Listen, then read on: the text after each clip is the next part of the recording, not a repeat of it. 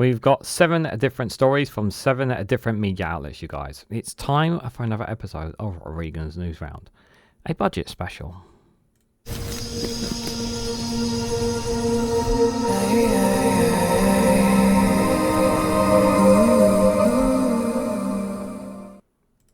Good morning, good afternoon, good evening, wherever you are in the world. My name is Reganelite, and welcome to premiere video of Regan's Newsround, where I cover 7 different stories from 7 different media outlets. But specifically today, I'm going to be covering 7 different stories with regards to the budget from some different perspectives and analysis, from The Guardian to Sky News, BBC, iNews, The Independent, Bloomberg, and Barline Times, as well as I've dropping 2 funny videos during this premiere video along the way. But just before I do, today is Saturday, the 2nd of November at the time of this recording. Today's quote, guys. So for premieres and live stream videos, I've been starting to do this quite lately. Now I have this daily calendar quote. Today's one is, friendship isn't a big thing, it's a million little things.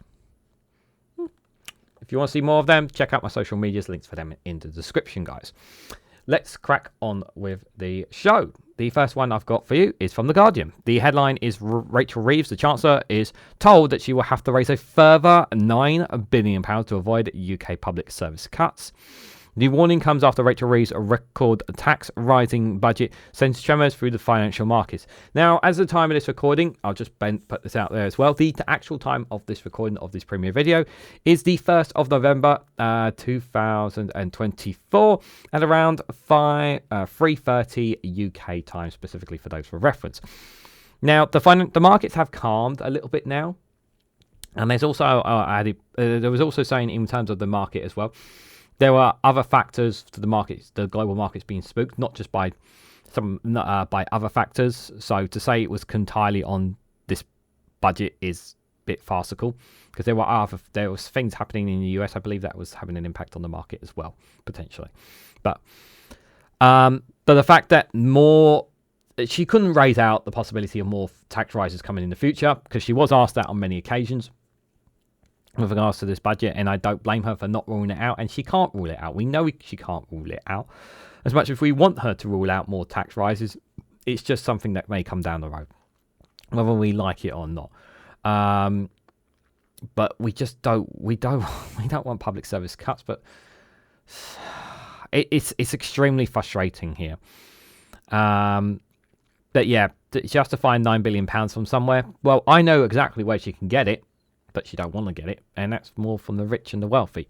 You know, the broadest shoulders need to pay more. So can we not increase capital gains tax a little bit more? Could we not take a one lump sum off the richest and wealthiest in society, for example? Like, is it really that hard? So let's read into this, guys. So Rachel Reeves has been warned an extra £9 billion of tax rises may be required to avoid a fresh austerity drive in key public service, as her record tax-raising budget sent tremors through the financial markets, threatening to undermine the Chancellor's claim that her budget would restore economic stability to Britain. Government borrowing costs rose sharply in the city on Thursday as traders turned on Rachel Reeves and spending measures. On a day of wider losses in global markets, the negative reaction came despite the International Monetary Fund, that's the IMF, leading its backing to the first Labour budget in 14 years as the government sought to defend its plans. The yield, in effect, the interest rate on benchmark 10-year government bonds, jumped to its highest level this year, raising more than 0.15% points to above 4.5% on Thursday, before falling back slightly by this evening. The higher the yield, the more the government has to pay for borrowing money. City traders have warned that the higher short-term borrowing levels is set out in the budget threatened to derail the Bank of England from pushing ahead with the deeper round of interest rate cuts. The pound also fell against the US dollar to its lowest for 2 months. So this is from the Institute of Physical Studies here. October's budget outlines higher spending growth in years to come there. So red, obviously, autumn budget, and then the blue there is spring budget there. So we can see there more additional spending by Labour in comparison to the Conservatives of what their physical plans was, if they in terms of projections there. So obviously we know this one's their 2025, 2026 estimation, and then so forth there. Some analysis sought to draw comparisons with Liz Truss's mini-budget, where financial markets were thrown into a tailspin, although they cautioned that the gyrations in the city were far less substantial this time. Well, a lot of things were done with the Office of Budget Responsibility as well. Let's be clear about that. Others say there were dangers in holding the budget in proximity with a closely fought US election, amid a feeble backdrop for a historic tax and spending package. Jones Golderman, the Deputy Chief Market Economics at the consultancy Capital Economics, said the fallout from Reeves' budget was still a very long way from the 2022 mini-budget debacle, but that the similarities could trigger alarm bells in Westminster. A meltdown of similar proportions remain unlikely, but plainly investors are nervous about the fiscal outlook in the UK and elsewhere, he said. On Thursday night, the bank and the Treasury were understood to be on a high alert monitoring the situation, while Reeves gave an interview to the financial media news service Bloomberg, insisting to investors Labour's number one commitment was to economic and physical stability. We have now put forward our public finances on a stable and solid trajectory, she said. With the government under pressure to defend the budget as financial markets turn against the Chancellor, Jeremy Hunt, her opposition counterpart, said the market reaction showed that Britain was already paying a price for Labour's extra borrowing. He can't say crap because he wasn't even honest with the OBR anyway, this guy. And anything that comes out of this guy's mouth, this is the guy that started the ripping up of the health part of the National Healthcare Service, okay? Just remember that. This will mean more expensive mortgages and higher debt interest payments for taxpayers. If you preach stability, then you should practice it, he said. Much of the impact for households and businesses will depend on whether the financial market reactions is sustained. Should the rise in borrowing costs persist, with the Bank of England keeps rates higher for longer. High street lenders who use money market rates to price their loans could push for the cost of mortgages. The bank is expected to cut the headline interest rates from 5% to 4.5% when its policymakers meet on Thursday next week. However, City investors said the central banks could stop short of reducing its base rate to below 4% by the end of next year, a higher level than previously anticipated in light of Reeves' budget. Leading economics question whether Reeves' £70 billion package of additional spending measures, with about half backed by the biggest round of tax rises in a generation, would be enough to reboot growth while the return of government finances to a stable footing. Paul Johnson, the director of Institute of Physical Studies, said although Reeves has made a substantial down payment to halt an unrealistic and reckless course plotted by the Conservatives, more action would be required. Cast doubts on Labour's claims to be turning the page on austerity, the IFS said that Reeves could be forced to top up her spending plans by an additional £9 billion after the next financial year to avoid ushering in real terms cuts to unprotected Whitehall departments, including councils, the justice system and prisons. Now, one thing, they're already doing some cuts, in real term cuts in some areas. But yeah, the councils cannot afford any more cuts. Justice systems and prison cannot afford those cuts either, especially the situation that they're in. They just can't. They really, really can't. Britain's leading experts in the public finance said the Chancellor's plans amounted to pretending that the government would splurge in the early years with a generous funding settlement before remitting in spending in the future. That's not going to happen. Spending plans will not survive contact with her cabinet colleagues, Johnson said. Despite plotting a course of higher spending, tax increases and borrowing, experts also question whether the Chancellor had done enough to mend public service and raise living standards in a way that would be meaningfully felt by voters before the next general election. Yeah, that's the thing. People want to feel better off. If people are better off by the next general election, people will vote for them. People feel better off. So this is obviously a source from the OBR IFS here. New budget could lead to higher surplus in the future here. The blue marker was March 2024 forecast, and now the red line is obviously October's forecast without direct impact of policy changes there. So you can see the definition of surplus there in there from 2023-24. This is what they're predicting there. The Resolution Foundation said the budget had not delivered a decisive shift away from Britain's record as a stagnation nation, with a weak growth outlook for standard living across the rest of Parliament. Yeah, because of something beginning with the letter B, which we'll come to later. The short-term effect of these changes will be better funded public service, but not just across schools and the NHS, but critically also in our justice system. But families also set for a further squeeze on living standards as a rise in employer national insurance dampens wage growth, said Mike Buer, the think tank interim chief executive. On Thursday, Number 10 hinted that a hoped growth forecast would improve during the course of the Parliament, once further policies, including planning, had been spelled out and could be scored by the OBR. This is not the limit of our ambitions when it comes to growth, Starmer spokesperson said. The OBR figures don't take into account a significant range of other reforms that the government is undertaking, whether it is planning reform, reforms of the skills system. This is not the limit of our agenda or growth. We do want to see higher growth figures to bring into our revenues to fund our public service. Yes, but yesterday it was a start. Number 10 also hit back at some criticism of future tight spending plans. Over the course of this budget, public spending has grown significantly faster than those spending plans that this government inherited, the spokesperson said. It is precisely because the government inherited the spending plans that didn't add up from the previous government that the Chancellor had to take difficult decisions yesterday to fix the foundations and put more money into our public service. And that's why that's why you will see over the course of the Parliament, day-to-day funding will grow on average of 2% a year in real terms, which is obviously significantly higher than the spending plans that this government inherited. Time will tell on that. But some interesting analysis there from The Guardian and those speaking in it. Obviously, the Chancellor, as I said, is not going to rule out more tax rises, and they can't afford to. But if they need to find money, we know where they can find it. But as far as I'm aware, the markets have calmed. Interesting point in there about obviously having it so close to the US elections, because, yeah, the markets will react, obviously, to the outcome of the US presidential election and the aftermath of it as well. The markets will react to that because, obviously, what happens in America plays a significant role in the global markets, which obviously will affect us in some way, shape, or forms as well. So it'll be interesting to see how that affects us as well. But an interesting piece there from Sky News. The next one I got from The Guardian, sorry. Speaking of Sky News, food prices could rise due to Rachel Reeves' farm inheritance tax charge in budget, farmers have warned.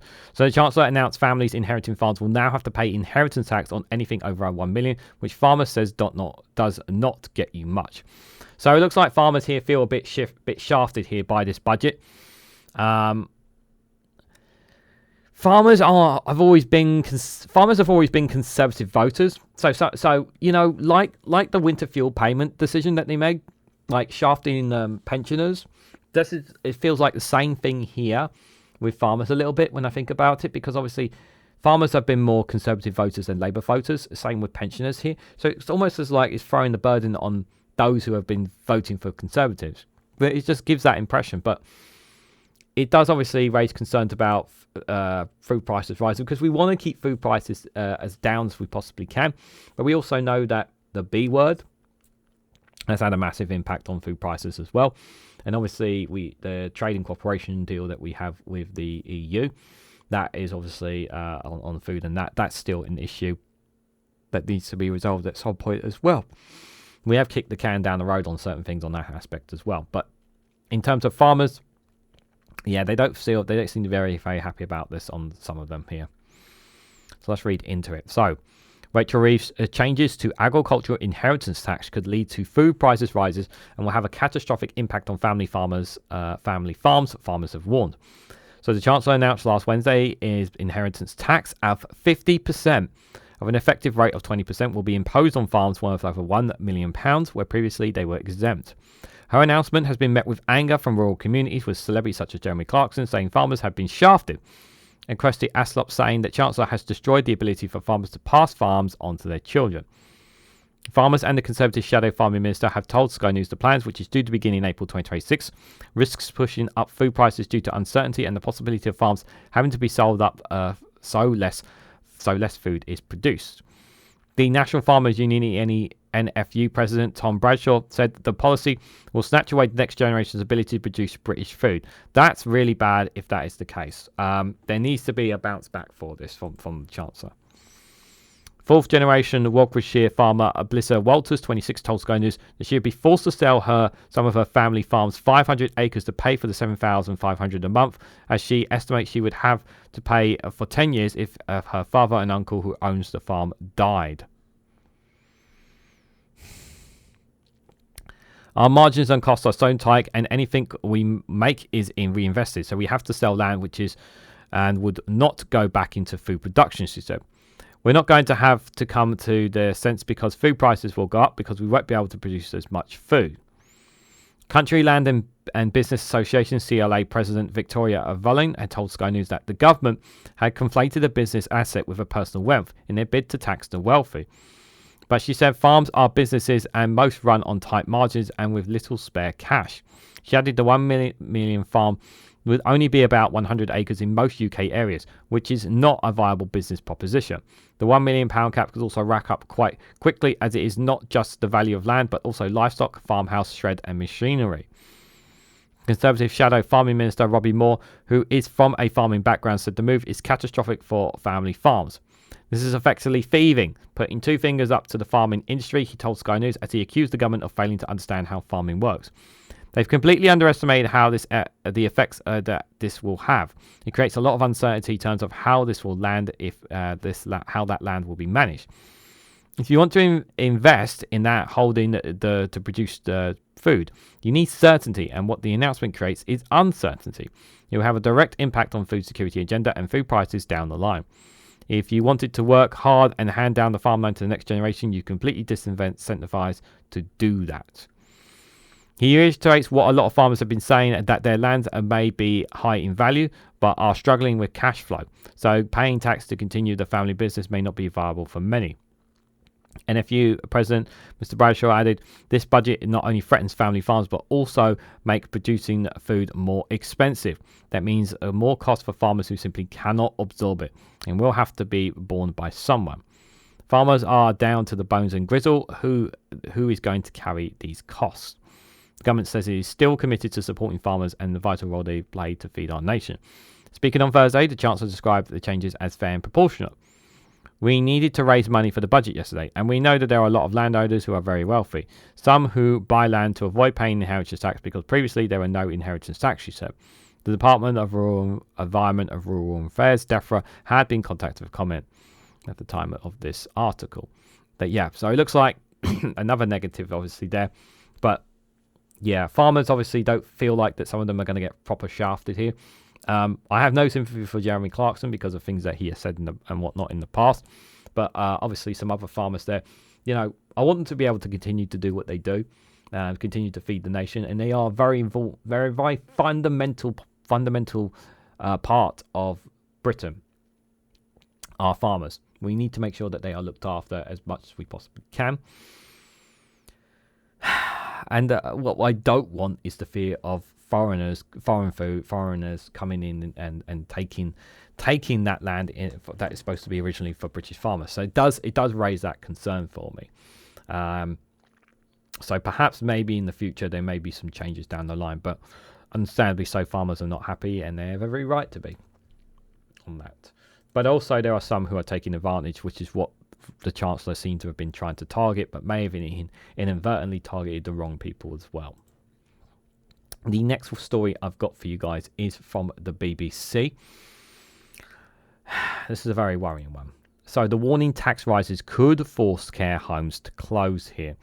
So the tax rises and higher staffing costs announced in the budget could force some care homes to close, providers have warned.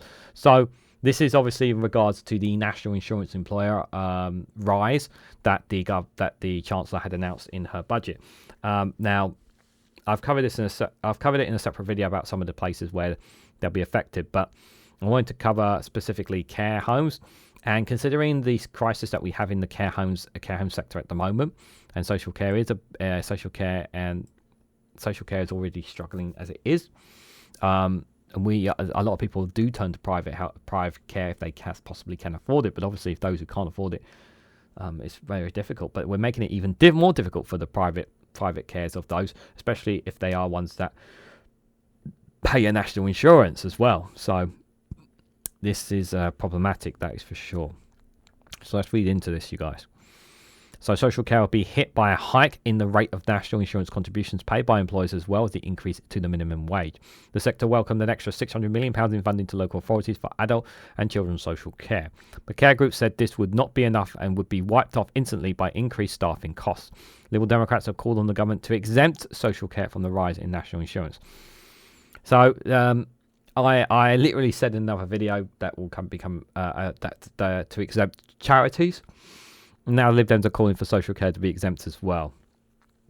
Yeah, I'll pretty much be trying to be the party of social care, Liberal Democrats. Their leader, obviously, who has he has a son, obviously, that relies on that. He's someone that's very much a champion of that, and he wants his party to be a champion of health and social care. The party said the Chancellor had provided extra funding for the NHS and other public service organisations to cover the cost of the tax rise. But because the vast majority of care providers are private, they would not benefit from this.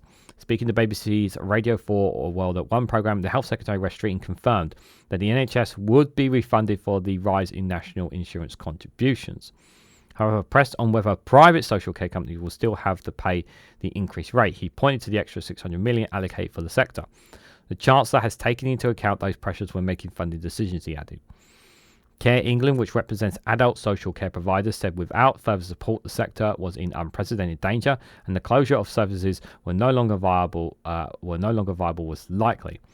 It said that the $600 million in funding was a drop in the ocean compared to the staggering $2.4 billion in rising costs associated with wage increases and employer national insurance contributions. Mike Pagnam, who runs 5 residential and nursing homes in North Yorkshire, supporting older and disabled people. He has 210 staff, and his current wage bill is £5.3 million a year. He estimates each month the increase in employers' national contribution will cost an extra £5,000. And the increase in the minimum wage will add another $25,000. Most of his residents are funded by local authority, and Mr. Pagnam said he will have to ask for higher fees. But care providers have long complained financially squeezed councils do not pay enough to cover the real cost of care. Mr. Pagnam, who chairs the Independent Care Group, which represents independent providers, said that a labour-intensive care sector and increase in employees' costs was the last thing social care needed. For a lot of providers, this will place existential pressure on them and could well push some out of business, unless it is matched by extra funding to those who commission care, and there was very little sign of that, he said. He said the extra $600 million for social care would have little or no impact once shared between the 152 local authorities for children's services. He added any extra funding might reach providers would be wiped off instantly by the increases in national insurance and minimum pay, which will together heap further pressure on social care providers. The Liberal Democrat leader, Sir Ed Davies, said the increase in national insurance risks worsening the NHS crisis by hiking costs for care providers and pushing some to the brink. Yet it just shows yet again that the government seemed to have forgotten about care.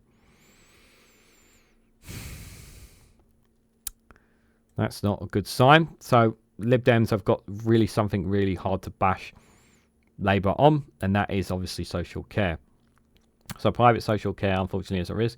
Obviously, NHS social care is in the public care is obviously stretched as it is, which is why many people are turning to private care. And now, obviously, those costs are going to go up as a result of this budget.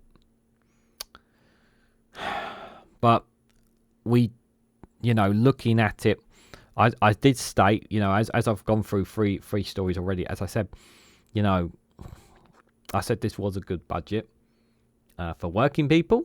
I didn't say for working people, but in hindsight, for working people, most working people, but it can still bite working people on the backside. So there is obviously cost for all of this. If you dive into the weeds of this, the more people look at some of this stuff, the more you realize, hey, we're being hit here. And that's no change. I know it feels like a lot of negativity towards this Labour, and it absolutely is, because we need to point out the things that they are causing harm to, and already 3 different areas where we're pointing out where the damage could be done. And this is another story, unfortunately, that the Labour are going to be hammered with, and unfortunately, this is one you cannot defend this in any way, shape, or form. From iNews, Waspi women threaten legal action after Reeves ignores compensation in the budget. The campaign not scared of taking action over pension age changes if Labour government rejects the watchdog findings.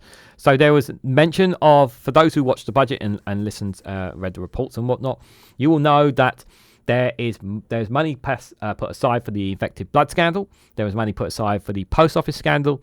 There was money put aside, about £1 million towards Grenfell cladding to help a lot of buildings and that whatnot that still suffer from those cladding issues. Some money has been put aside for that. But there was nothing mentioned for the Waspi women, and understandably and rightfully so, they're mad, and they have every right to be, because they want compensation too. So Waspi women have warned that they will consider legal action against the government if ministers dismiss their demands for compensation over changes to the state pension age.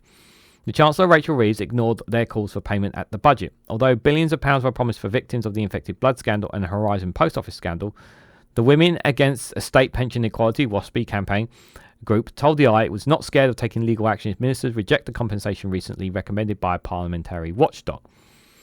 Campaigners across the UK have been pushing for a comprehensive scheme for 1950s born women affected by the rise of the state pension age. An estimated 3.6 million women expected to get the state pension age at 60 excuse me, but had to wait until 65 or 66 due to increases in the qualifying age. The Parliamentarian Health Service Ombudsman, PHSO, found in March that the Department of Work and Pensions, DWP, was guilty of basically screwing it up to properly notify women of the changes, basically. So they weren't informed of the changes, basically, when it happened. I can't say that word, malmisceration. I can't say that word, sorry, guys, so I do apologise. The watchdog recommended compensation payments of between £1,000 and £2,950, putting the potential bill of up to £10.5 billion. That's a lot. Pensions experts previously said Labour might come up with a narrow hardship funds for the worst affected women in the spring spending review. So she might have something then, potentially. Work and Pensions Secretary Liz Kendall and other DWP ministers have said they need more time to study Ombudsman's report.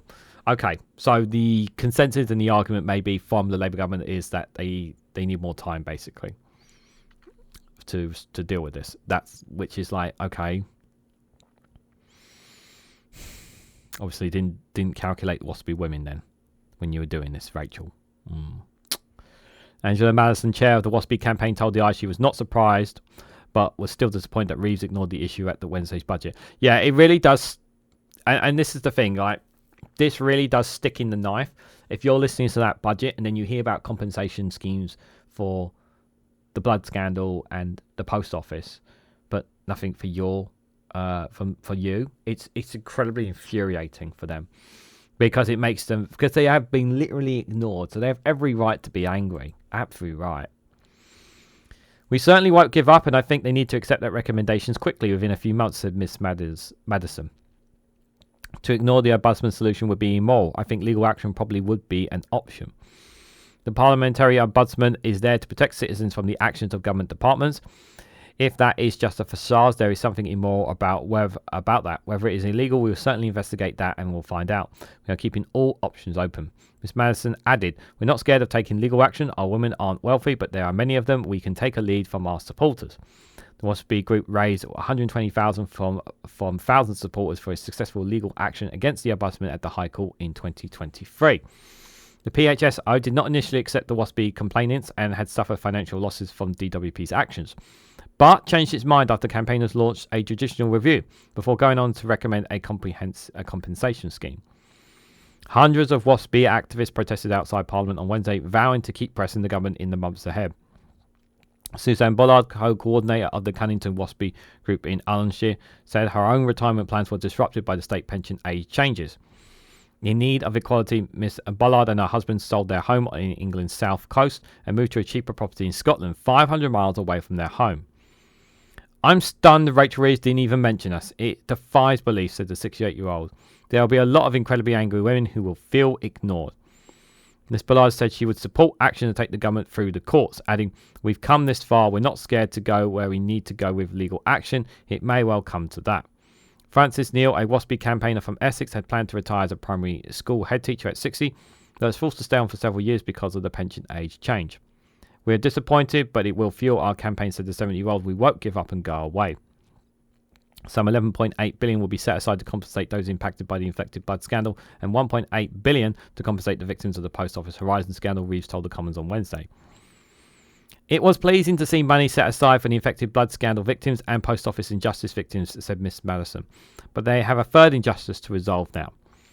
On the Ombudsman recommendation, a government spokesperson said, this was a serious report requiring serious consideration, but we will continue to listen respectfully to the women involved and ensure we take on board any lessons learned. So it's possible that they are still reading into it. They're still reading into considerations potentially. But we also can't take them completely. I'm not giving Labour off the hook on this one, but what I am saying is that perhaps they may not have read enough into this and what the amounts of compensation and how they can get the money for them. Perhaps that may be the case. I could be wrong, and if you want to point that out, you can point that out. It could be the case that Labour are just being absolute bastards and ignoring them. I don't think they are, if I'm honest. I really don't think they are. But it could be just the case that the Chancellor just didn't have the money for them. Now, I'm not saying it's right, I'm not saying it's wrong, but they need to keep their fight and keep their campaign on. I will say it's great that there are two scandals that look like they may be drawn to a close thanks to this compensation that they've got. Now I need to deal with this one. Put this one to a bed so that they can get their compensation and they can move on with their lives as will the other two scandals that have taken place, because people don't want to keep hearing about the consistent battles that they have to make. It's not right on them. So I do hope the Chancellor is listening to them, because it isn't a very good publicity either for them. And some of these stories so far we've been listening to have not been very good publicity either. Speaking of news, guys, apparently some very important news has just come in here, guys. Some broken news has just been brought to my attention here. I think I need to stop what I'm doing and listen to what they have to say. Let's hear from Larry and Paul from Broken News, you guys.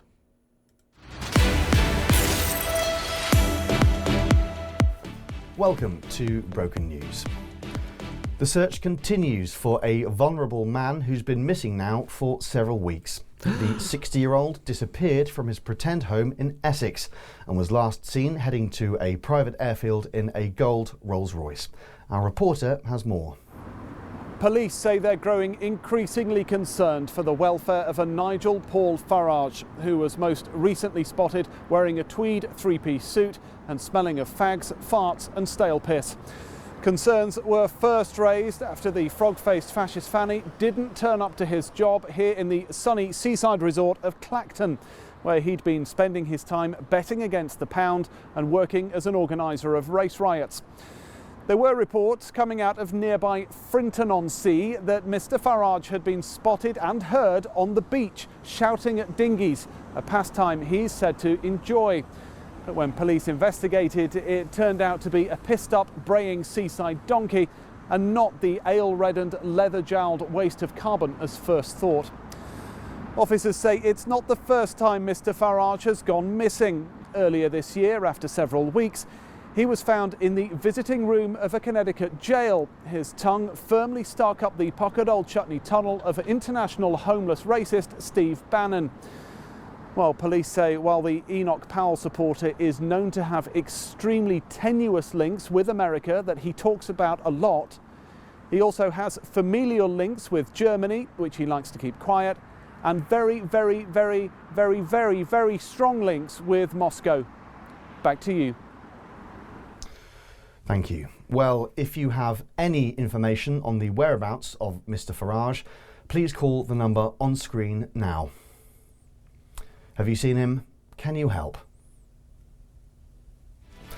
What a lovely story. That's all from Broken News.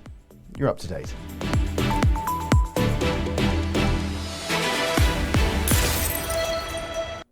Big thank you to Larry and Paul for that very, very important broken news, and hopefully that the man will be found as soon as possible. I mean, to disappear in a gold limousine towards a private airfield. Let's hope that he's okay somewhere, guys. Let's hope so. Let's hope so. Thanks for that intervention. Do check out the YouTube channel Larry and Paul as well. Link for that funny video will be in the description. Guys, just before I go to the next article, if you haven't already, please consider hitting the like button if you are finding the content informative and helpful to you. Share this across social media so others are notified of this video, so others can watch it too and get notified of some of these stories. If you haven't subscribed already, please consider subscribing. Help me get to the 2,000 subscriber mark before the end of the year. If you can help me do that, it'd be greatly appreciated. And if you want to go one step further, financially support me and the work that I do here, I have a YouTube membership for just 99p. It gets you access to custom emojis, which you can use in Premiere and live stream videos. You also get access to membership community posts. And you also, whenever you comment on any of my videos, I always give you a response as a YouTube member. It sometimes takes a couple of days for me to respond, but I do respond to you as a member. And also, one other additional benefit for being a 99p member is early access to additional content. So content that I get out or content that I produce and upload once it passes monetization is straight away available for YouTube members before having to wait it going out fully in public. So you get all that for just being a 99p member. Doesn't sound like a lot, but if you can support me, please consider doing so. It really makes a massive difference. And thank you to anyone and everyone who has become a YouTube member, who has remained as a YouTube member, or has not been able to stay on but has supported in some way, shape or form. It is greatly appreciated. Also, as another other thing to add on as well, you could also join me on Patreon or on Rumble. Both have exclusive content on there as well. So if you want additional UK content, do consider checking out the Patreon. You don't need to sign up for that one, for paid one. But if you do choose to join Patreon and become a paid member, you get access to exclusive content on there as well. If it's available to you in some areas of the world, it's not available to you, but do consider checking out the Rumble channel as well, where I cover specifically what's happening in the Middle East, particular what's happening in Gaza and Lebanon with Israel there. So if you want more of my insight and more content on that, I drop content on those every Monday to Friday. Do consider checking that out as well. And one final thing as well, if you have Threads, do consider following me on Threads on the Reganelite shorts. I don't seem to get much traction on there, even though I've been dropping lots of shorts. If you can consider following me on there, it'd be greatly appreciated. Just click the links tree down below, gives you access to all my social medias. Be greatly appreciated. And any other social medias you're following on there, do check them out. As well, we have a free Discord community called the Snowflake Server, where everyone is free to join. It's a community that everyone is welcome to join. I'm very easy to contact on there as well. I also have an email if you need to contact me for any business things as well on the links tree, so you do check out all that stuff, guys. So thank you to anyone for all the sharing. Let's carry on with the next story, guys. So 1, 2, 3, 4, 5. So the next one I have for you guys is from the Independent. Now this is a very recent one that's just dropped here on Friday. So this actually raises some eyebrows to me.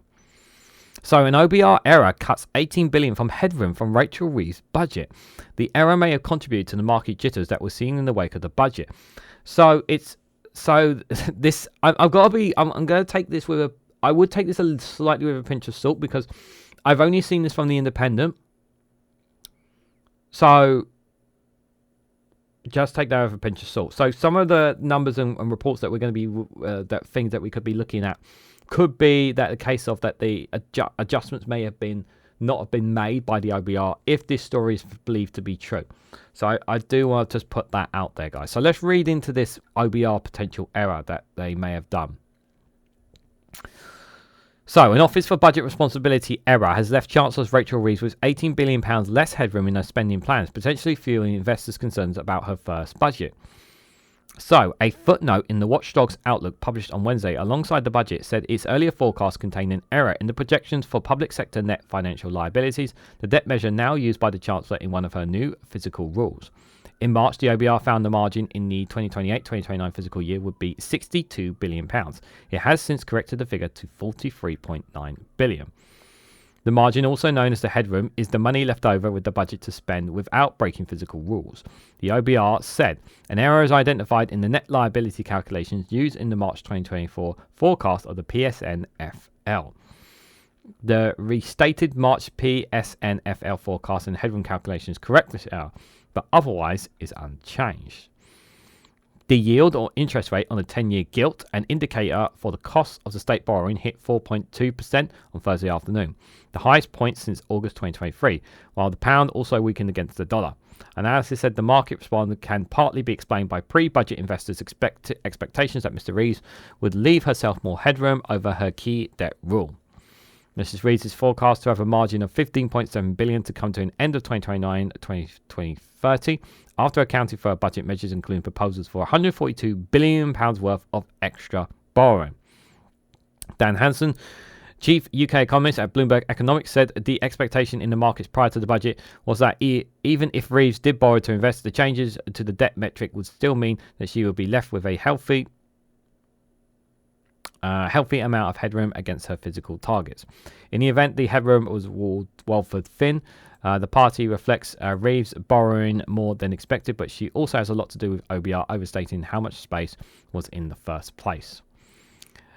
On Friday, Treasury Minister Darren Jones denied that Labour's first budget beared any similarity of that of Liz Truss, saying the UK has got PTSD from the former Prime Minister's catastrophic mini-budget. Asked about the market jitters, he told Sky News markets always respond to budgets in the normal way. There's a lot of new information about the economy and the nation's finances present to Parliament, and it is normal for markets to respond, he said.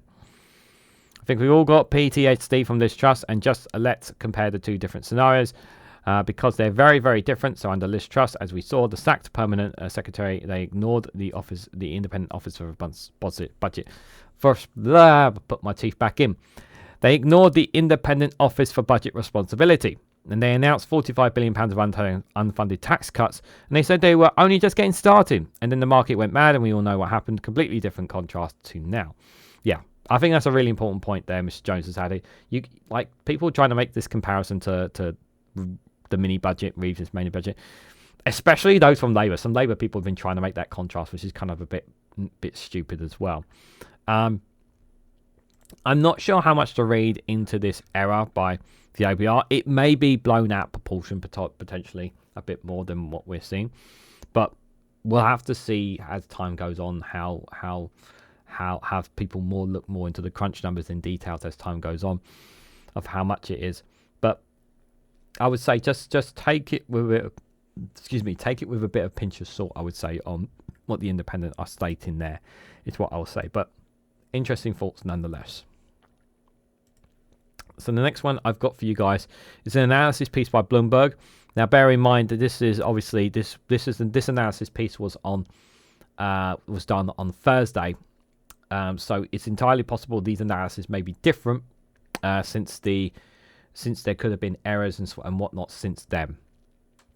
So this from Bloomberg, Labour's taxes risk extending UK's wage stagnation, analysis has shown. So the Resolution Foundation predicts anemic rise in living standards, and firms are likely to pass on payroll levy increases, the think tank says. So let's read what Bloomberg has to say. The looming increase in UK payroll taxes will lead to another stagnation in living standards, the Resolution Foundation has said, illustrating how low-earning workers could pay a significant cost for Labour's first budget. Real weekly wages are projected to be just $13 to $17 higher by 2028 compared to those 2 decades ago, due to a combination of higher inflation and pay stagnated in the middle of the current parliamentary term.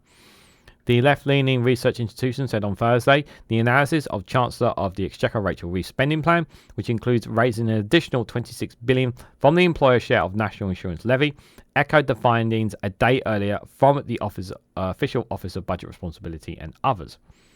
The measures compared with most of the £40 billion package of tax hikes Reeves is relying on to close structural budget gaps, increase future investment and bolster strained public services.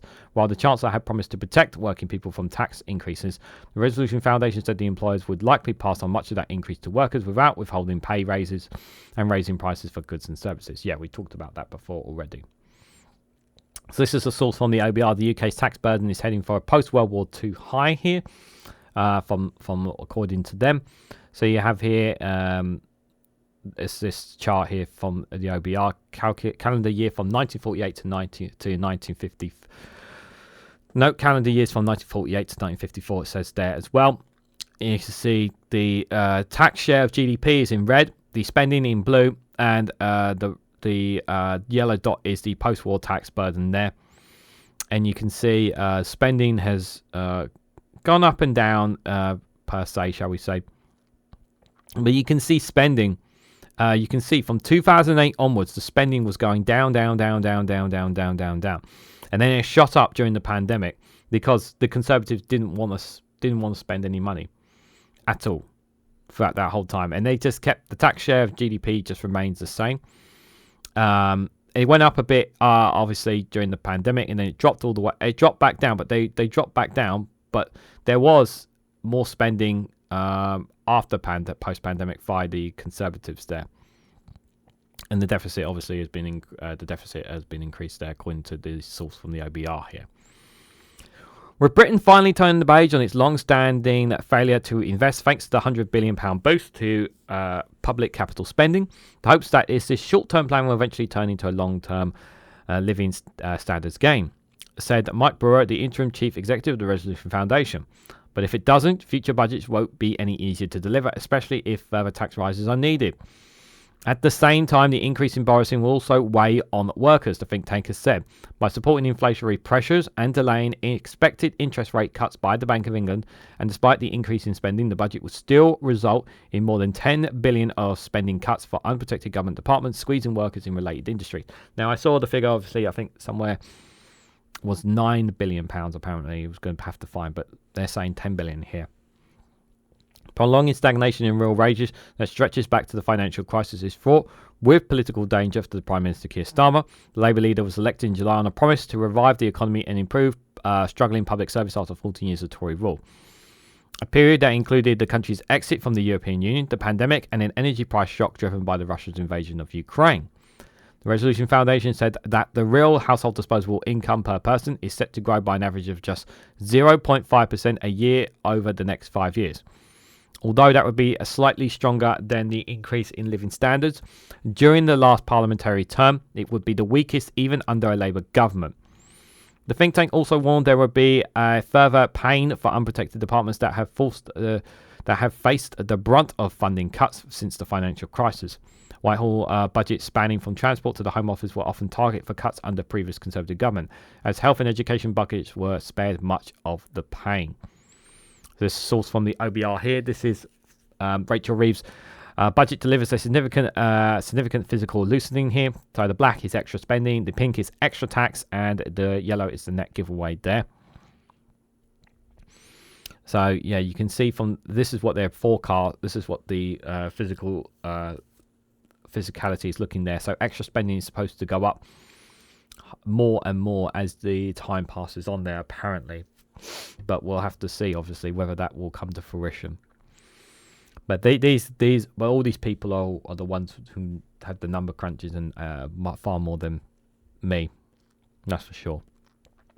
So increase real day-to-day spending on public service by an annual 1.3% from 2025-2026 onwards. Will be set back funding in areas such as prison and local governments to levels seen decades ago. That implies 10.8 billion of per person cuts to these budgets.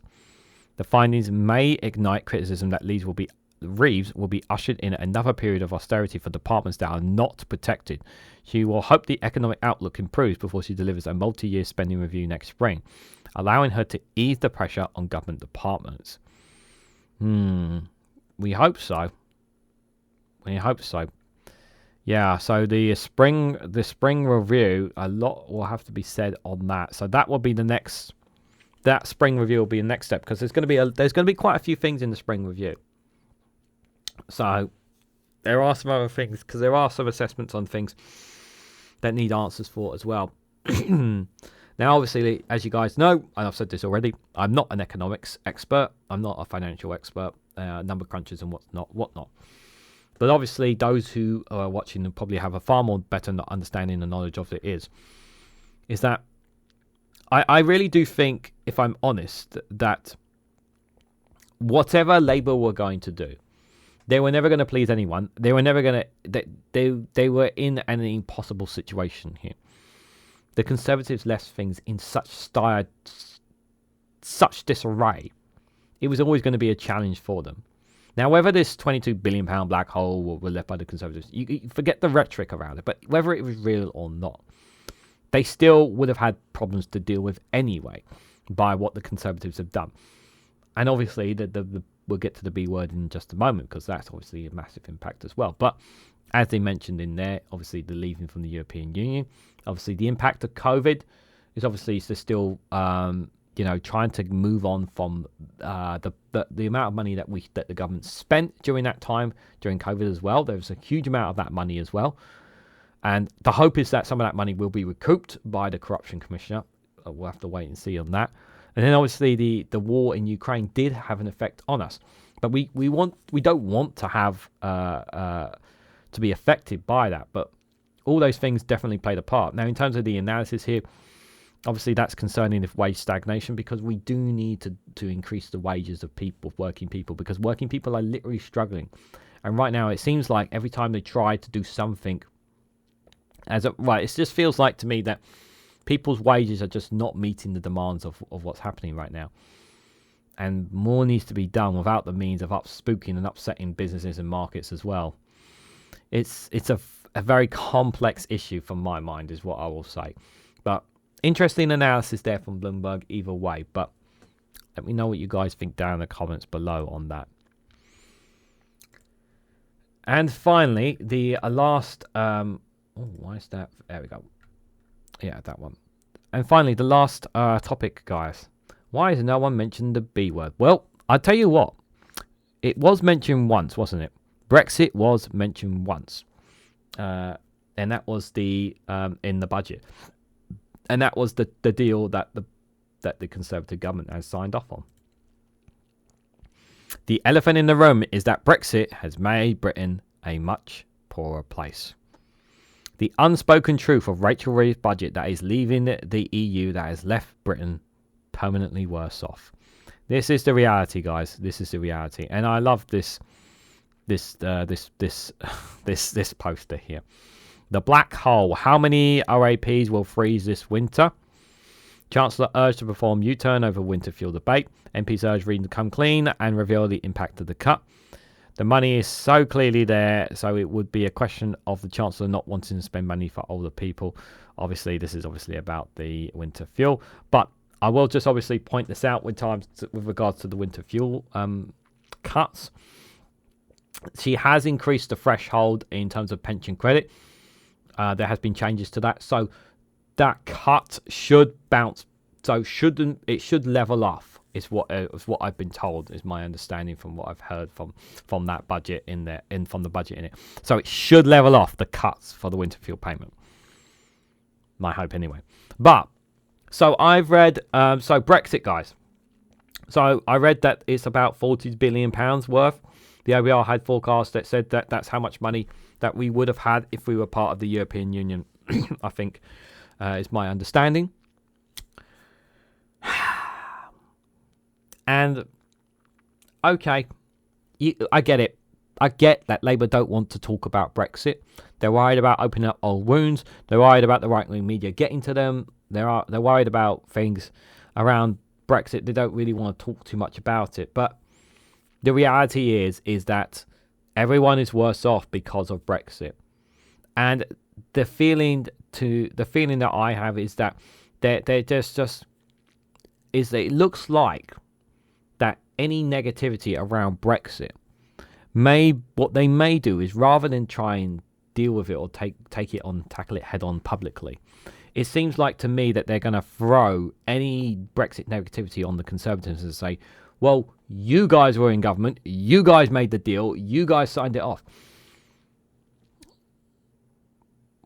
Didn't you guys in opposition voted for this deal too? I think that's important to remind ourselves of that as well. Yes, the Conservatives signed a shoddy deal, and we should have gotten a better deal with the EU. There's no two ways about that. We could have had a better deal. We still would have been hampered either way. But Labour cannot continue to keep ignoring this. I dropped on the Speaking My Mind episode. I dropped talking about this. They can't keep ignoring Brexit. Now, are they quietly doing some work with the European Union? Yes, they are doing some work quietly with the European Union behind their backs, behind the public eye. They are looking to try and get some little deals here and there, sort of little tiny things that might help out. But overall, it's still not going to make up for it. You know, this is we are permanently worse off. Our kids will be worse off. Our kids' kids will be worse off for a long time. And this is because of what I thought was a referendum that was a failure on the Remain campaign, but also a lot of rigging as well, because there was a lot of misinformation. A lot of things were promised that weren't kept as well. So let's read what Byline Times has to say on it. So Labour's first mission in government will be to secure the highest sustained growth in the G7, making everyone, not just a few, better off. So I read the first of the Labour Party's 5 missions of the country, which were set out in the run-up to this year's general election. Yet the grim reality of Rachel Reeves' first budget as Chancellor is vastly different to what we were led to expect.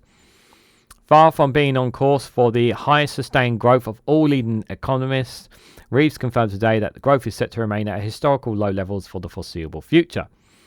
According to a new forecast by the Office of Budget Responsibility, Britain is on course to complete its second full decade of low growth since 2010. And that slump is set to continue despite Reeves' plans to pour lots of money into day-to-day spending and investments over the coming years.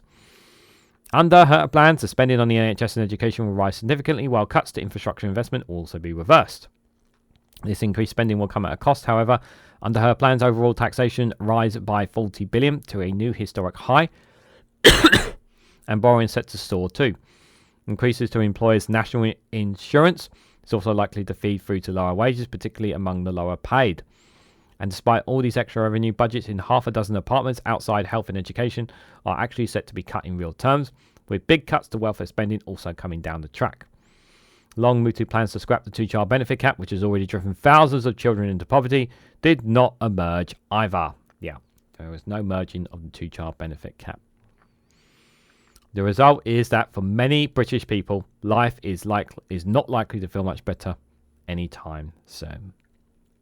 Indeed, according to the OBR's real household disposable income per person, which is the key measure of living standards, it's only forecast to grow by average of just half a percentage point a year in the coming years. Coming as it does after the British people suffered the biggest fall in living standards since record began under the Conservatives, this amounts to a particularly grim outlook for the country. The B word. What B word are we referring to? What possibly could they be? All of which poses the question, how did we get here?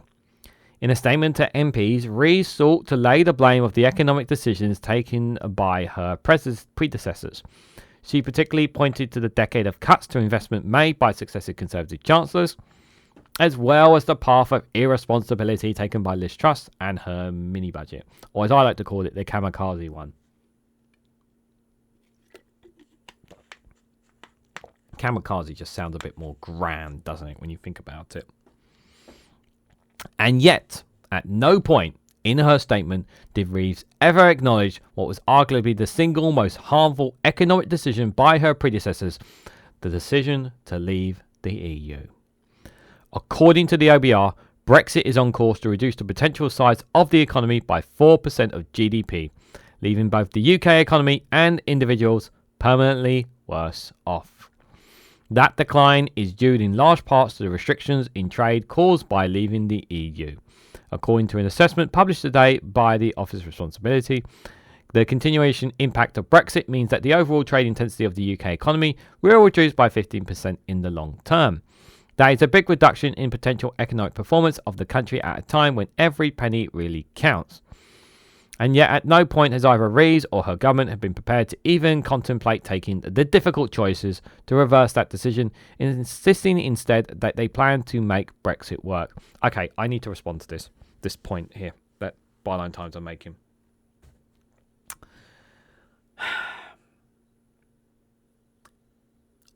I totally understand why people are screaming and calling for us to rejoin the European Union. And I'm totally with you. But let us be realistic here. And I'm literally going to be saying what I'm saying in my Speaking My Mind episode, but I have to do this. If Labour simply turned around and said, we're going to rejoin the EU or start the process of rejoining the EU, it will not work for so many goddamn reasons. Okay, so first and foremost, you need to get the EU on board, and you need to get all 48 states to get on board, with the process. That's just one, and that's just to start a process with them. Okay, that's just to start a process with them. Okay, that's the first thing. Second thing is, we need to get the majority of the House of Parliament needs to get on board with it. So you have the likes of Conservatives and Reform. Do you honestly think that they are just going to stand by and allow this to happen? Now, whether it is the Conservatives coming back into power or, God forbid, Reform comes to power, do you honestly think that they're just going to sit and allow us to rejoin the European Union? No, of course not. So it's not going to... There's no point starting this process because Labour at some point are going to lose power. It's a reality. They're not going to be in power forever. Now, the other thing is, until we change our political system, change our voting system to have a proportional representation, it will always be between either the Conservatives or Labour. or God forbid reform if they somehow manage to get the votes. Well, they had so many votes at the last general election. If they actually coordinate, they could actually gain enough MPs. It's not impossible. I know it sounds daft, but we can't rule it out. These guys want us to remain outside the EU. And unless you get these bodies on board, it doesn't matter how much we want to rejoin the EU. They're just going to undo it. And the European Union know that. The European Union know that. They're not stupid. They know the debacle that was going on in our process. So that's the other thing as well. And another thing is you need to get the majority of the population on board. Now, Scotland's way out to rejoining the European Union is through independence. Now, how they get there is obviously I don't know, but they were lied to anyway back in their independence referendum, because they were promised that they would be remaining within the EU, and they were lied to. So they're entitled to another. Vote. But as for the rest of the UK. And then there's obviously been the crisis in Northern Ireland as a result of things as well. That's been compounded to this, as well as leaving the EU. But you need to have the majority of the population on board. And even and this 52 to 48 or 55 to 45, no, it's not going to be enough. We need to be at least 60 to 80% of the population from all nations to say that they want to rejoin. You need to have that. We need all these things to come on board. And, so I missed another thing. Media regulation, media reform. You're going to have the right wing bashing consistently and hard, saying, they're trying to undo the democratic will of the people. And they're going to throw that in, they're going to drill that, and they're going to drill that hard into the minds of people as well. So you've got all these barriers in place. And yet there are still people who think, with all these barriers that I've just put up, and there are people who still think, let's start the process of rejoining the EU. Please, as much as I want to rejoin, we have to be realistic about the situation we're in. We've got to deal with these problems that are in front of us. If we deal with these problems in front of us, if we deal with all these challenges that I've said about, if we can deal with all these challenges, then we can start the process of rejoining. But until we get past these barriers, all these obstacles that I've mentioned, there's no point even starting the process. Should we be talking about it? Absolutely. We should be talking more about wanting to rejoin the European Union. But starting the process, not while all these barriers are in place, guys. No. However, the truth is that without any such reversal or any other plans to trigger the sort of growth that has escaped the UK for the past decade and a half, we can expect even worse news in the coming years. Already announced plans to cut the winter fuel payments and lift the cap on bus fares are likely to be just a small taste of what is likely to come over the next coming months and years. I've talked about it in other videos already about the bus cap and fares. This isn't to say that the Chancellor's decision today won't have any positive impact in its response to the budget. A Conservative Party spokesperson confirmed that the party would have made significantly bigger cuts to spending and welfare than the Labour Party. Yeah, but all they want to do is cut taxes. We don't want cut taxes. We want the reverse. The majority of the public actually wanted tax rises. The result, had Rishi Sunak won the general election, would have been an even longer and deeper cut to living standards when we are likely to experience now. For the reasons Reeves' budget should have been broadly welcomed, the era of austerity planned by the Conservatives have been mostly avoided in the short term, even if the longer term outlook appears grim. Yet until the government starts to face up the significant damage done by Brexit and the incremental slump in our economic fortunes that have followed, the new era of the prospective promised by Labour is likely to elude the UK and many more years to come. And I agree. We do need to face up to Brexit. But if we don't face these challenges in front of us, which I have mentioned, and I'm sure there'll be one or two others who will add more down in the comments as well, unless we deal with the challenges that are in front of us, there's no point tackling Brexit head on when we have all these barriers in our place. We need to get the majority of politicians, the majority of political parties on board. As the older people die off, and the young people become more wiser into the knowledge of not having the privileges that their parents and grandparents had of the benefits of being in the EU. There is so important that they know about the importance of rejoining the European Union. I said it's going to take a long time before that happens. You know, we're talking 20, 30, 40 years. Like I'm 36. Like I'm even in like full. It may not even happen in my lifetime if we rejoin the European Union. That's how like far ahead I'm thinking. Like, because there are so many barriers, so many things in our place. And do I see Labour overcoming all of these? Absolutely not.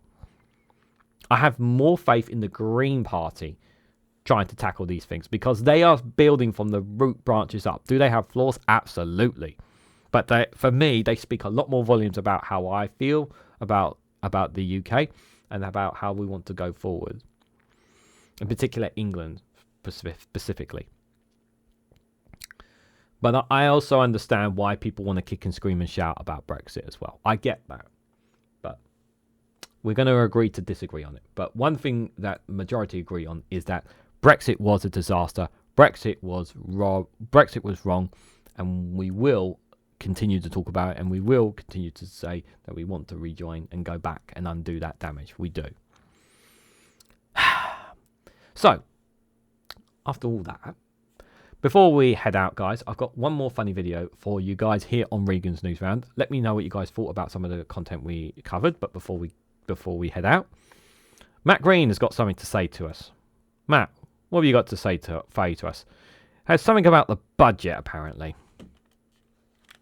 I have to get my headphones for this because I haven't heard this one.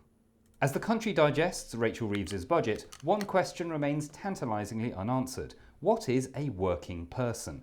Our definitions, translations and obfuscations correspondent Jonathan Goodenough has more. Yes, that's right. Last week, Keir Starmer said that working people know exactly who they are, which sounded a bit like the Supreme Court Justice's famous definition of pornography. I know it when I see it. And how often do you see it? Like all good boys, I have Safe Search turned on. Why is Labour using the term working people rather than the more traditional working class? Probably because class is such a vague concept these days, defined less by your economic interests and more a kind of vibe based on family background, accent and your breakfast preferences. What do you mean? Well, you can run a business, own 10 houses and rent out 8 of them, but if you've got a northern accent, your granddad was a miner and you hate croissants, you're working class, right? Whereas if you rent a tiny flat, are self-employed in a precarious industry and are saddled with thousands of pounds of student debt, but you like oat lattes, watching Succession and the occasional avocado toast, you're middle class. So who are working people? People who work for a living, as opposed to people who earn most of their income from investments or other wealth. Seems fairly straightforward. The problem is that nobody likes to think of themselves as not a working person.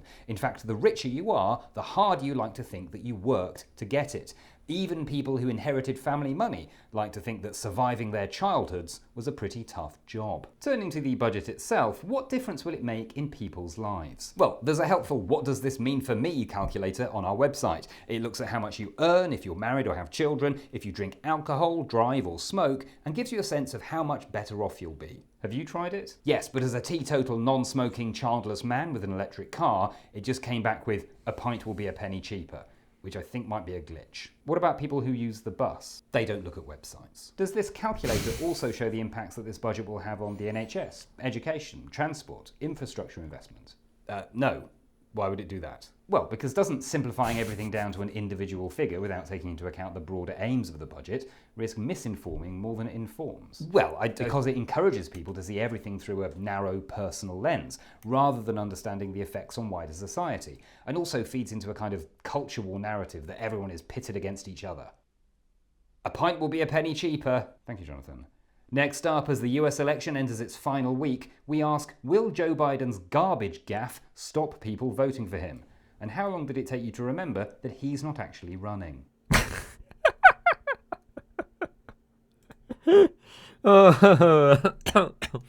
Very good, Matt Green.